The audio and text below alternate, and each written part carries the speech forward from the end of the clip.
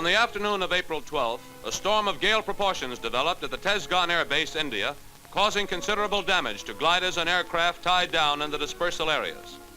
The first phase, including heavy rain and light hail, passed over Kumatal at about 1730 hours, with a top wind velocity of 17 miles an hour. At 1845 hours, heavy rain started again. The wind at Tezghan, it's estimated, reached a maximum velocity of 35 miles an hour, with possible isolated gusts ranging from 50 to 60 miles an hour. Gliders and planes were torn from their moorings and blown all over the field.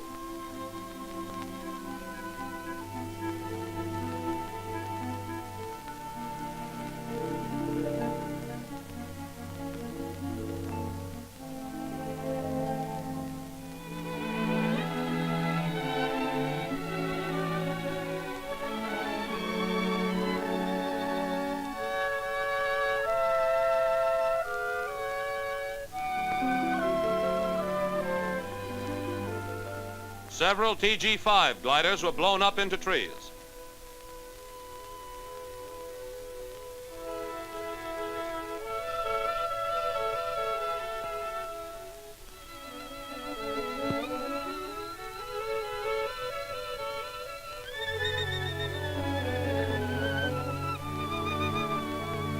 Another was carried by the force of the wind up onto the roof of a hut.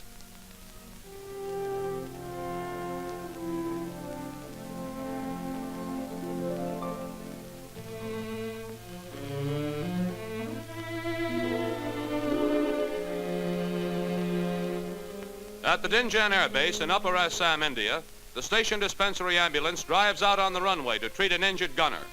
He's suffering from severe shock as a result of pain and hemorrhage.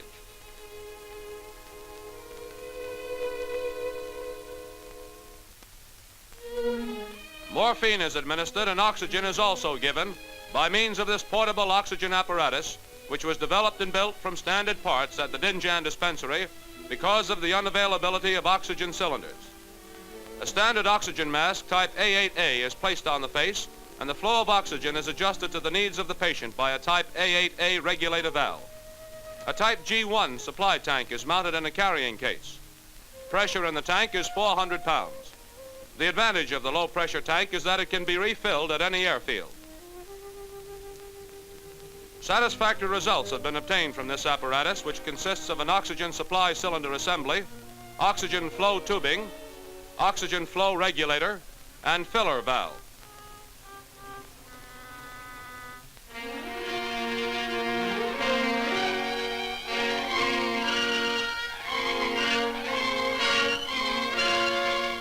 Target, Mulhouse.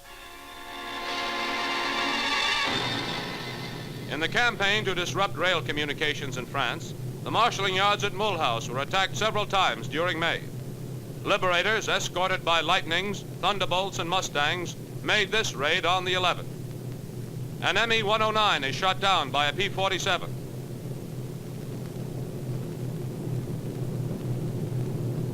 The pilot can be seen parachuting down.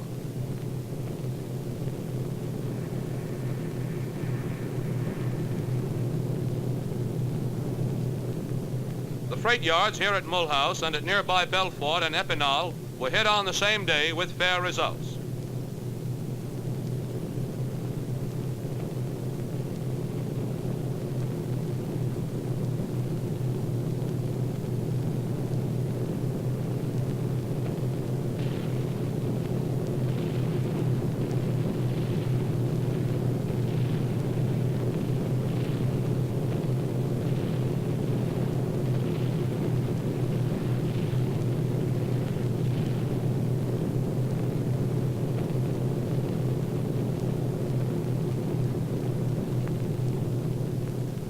The Mulhouse freight yards are attacked again on May 25th. 350 tons of bombs are dropped by formations of 135 heavy bombers. On this raid, the engine roundhouse, the coaling plant, and locomotive shed are damaged, and many hits are scored on the tracks.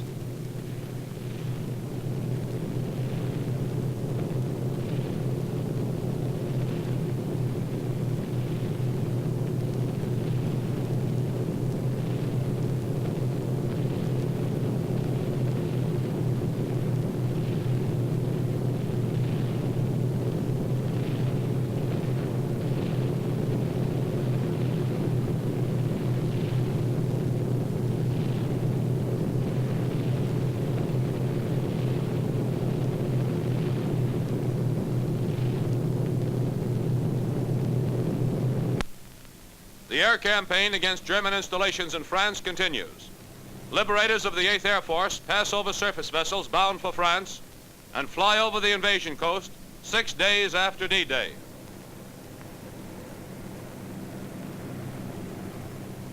This smoking target has just been bombed by another group.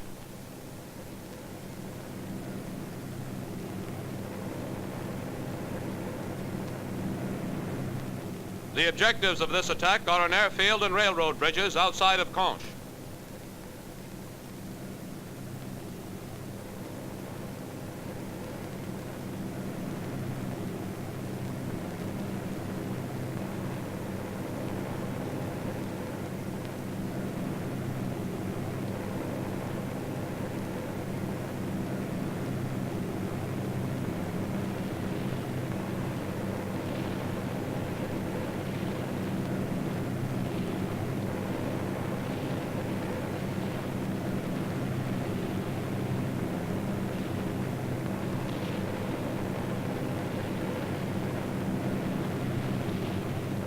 Hits are scored in the target area.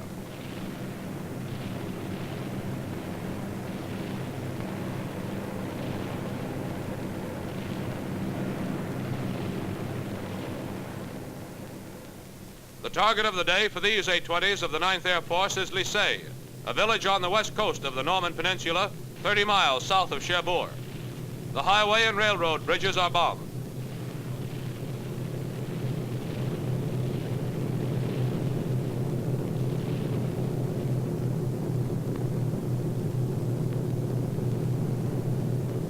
Another group of Havocs, striking about 75 miles south of Cherbourg, attacked Saint-Hilaire. The railroad bridge under attack is the main line to enemy-occupied Cherbourg.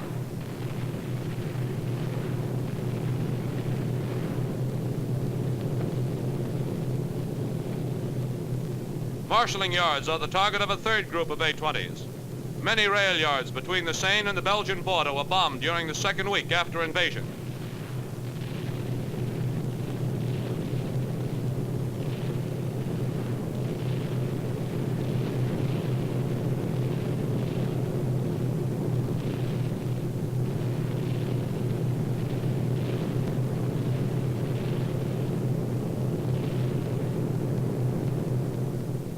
Ninth Air Force marauders, escorted by P-47s based on a new strip in Normandy, set out to destroy a Nazi petrol dump near Valognes, about 13 miles south of Cherbourg.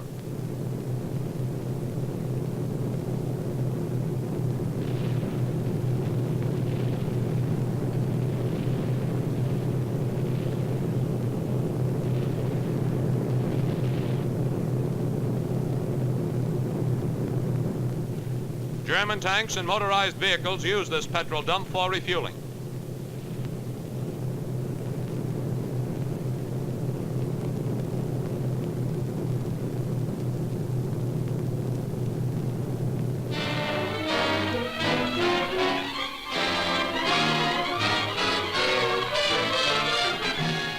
Gunsight aiming point cameras record fighter activity over Europe on D-Day.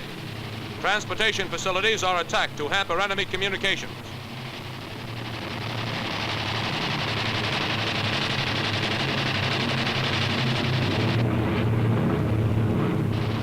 Motor transport is shot up.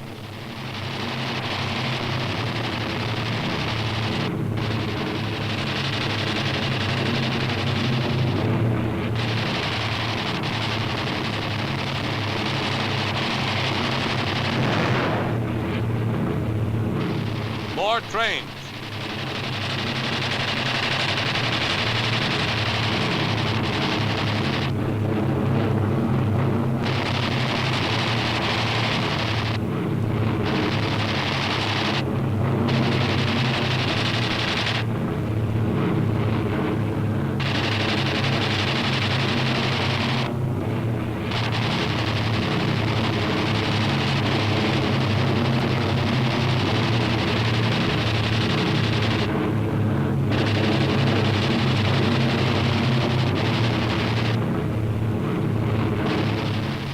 An ammunition truck is caught.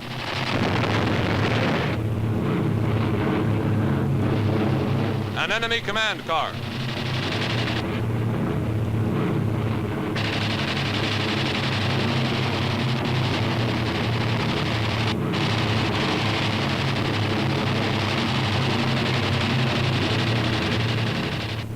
jackpot.